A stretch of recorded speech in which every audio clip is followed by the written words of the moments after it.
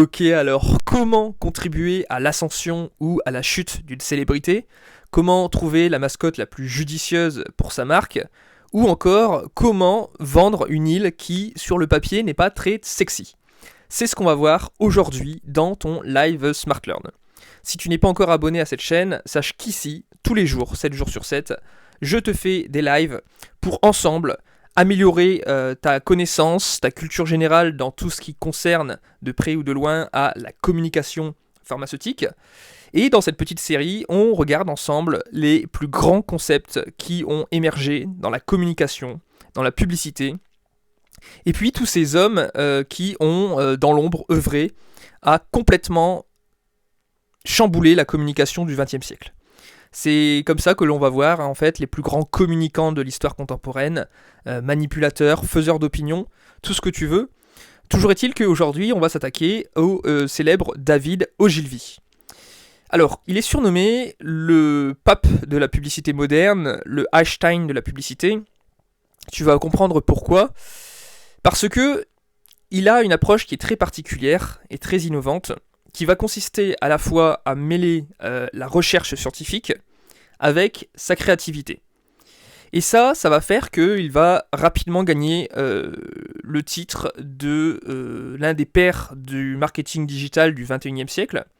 Et puisqu'il vient du XXe siècle, il va être considéré dans le classement des 30 hommes qui ont le plus contribué à la révolution industrielle.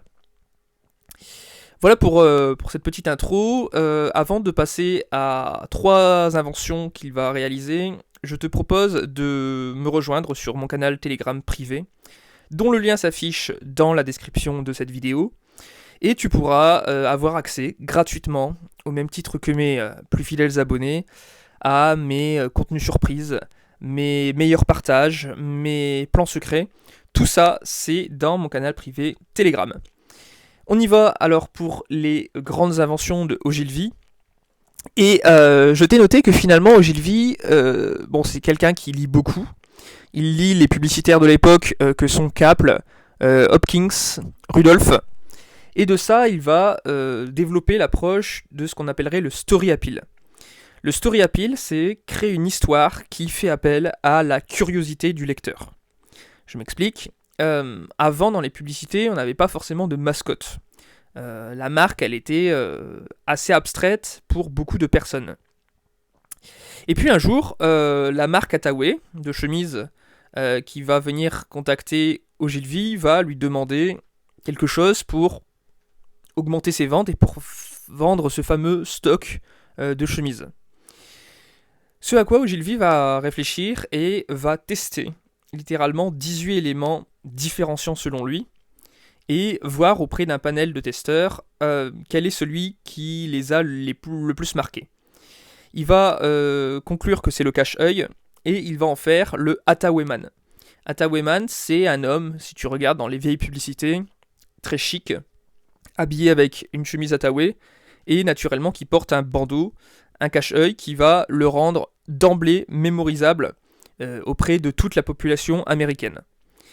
Ce à quoi le résultat va être quand même assez extraordinaire, puisque non seulement tout le stock de chemises va se vendre, et puis en plus, évidemment, il va y avoir tous les journalistes, tous les articles qui vont être pondus sur ce nouveau personnage innovant, et les retombées médiatiques vont être énormes pour Ogilvy. Donc voilà pour ce fameux story appeal. Sache que Hathawayman, il va avoir avec eux une collaboration de 21 ans, il me semble. Voilà, 21 ans. Ça sera 31 ans d'une superbe collaboration aussi avec Dove, les savons Dove. Ou 18 ans, je t'ai mis, de collaboration avec les boissons Schweppes. Donc, ce sont des gros clients qui l'appellent. Et puis, il va aussi peaufiner ses techniques en organisant à la sortie des cinémas 467 sondages auprès des Américains lambda. L'objectif, c'est de vérifier plusieurs hypothèses.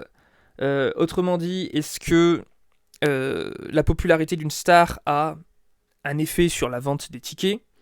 Est-ce que on peut mesurer un succès rien qu'avec l'impact d'un scénario, rien qu'en interrogeant les gens?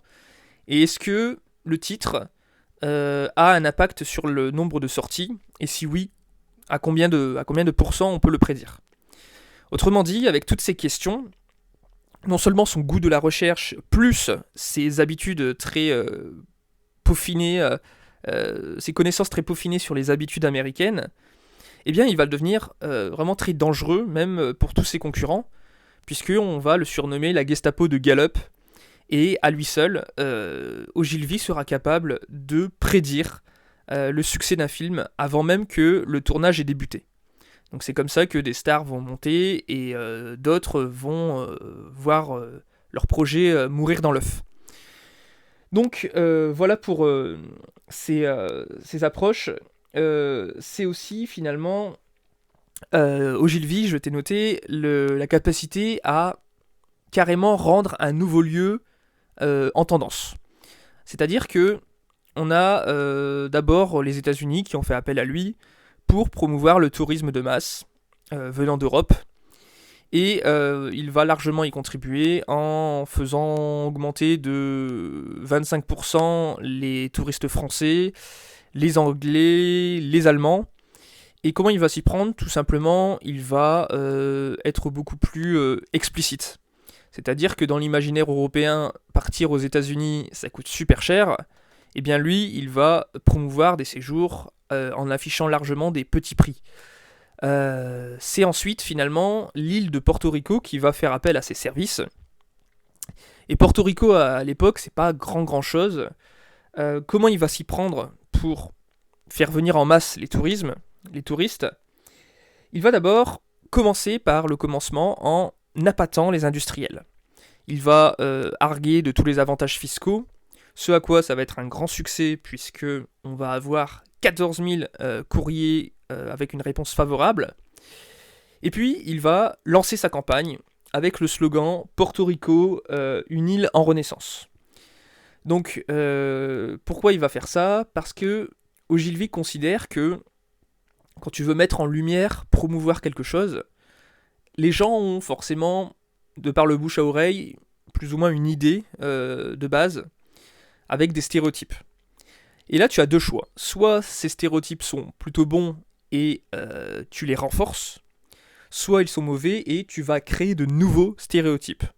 Et c'est ce que va faire Ogilvy en proposant à un célèbre violoncelliste de l'époque de prêter son image à l'île pour que sa réputation soit associée à l'île.